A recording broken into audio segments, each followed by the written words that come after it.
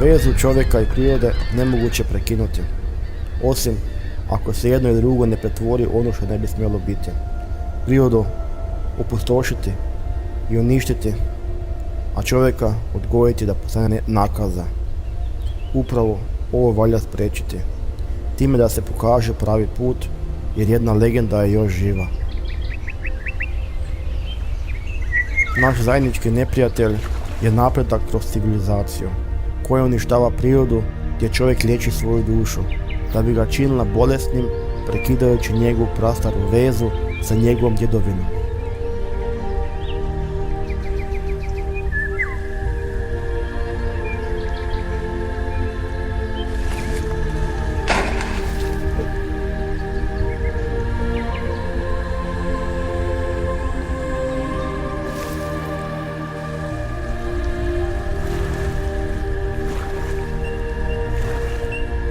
Ja sam iz Svetog Đurđa, Markovčić Robert, zove me Moko.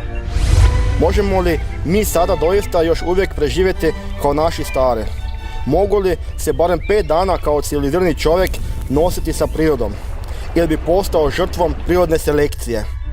Zato smo odlučili snimati film nad zadnjoj netaknutoj prirodi koja nam je preostala, kako bi shvatili da treba tu posljednju mrvicu Dravske Amazonije zaštititi.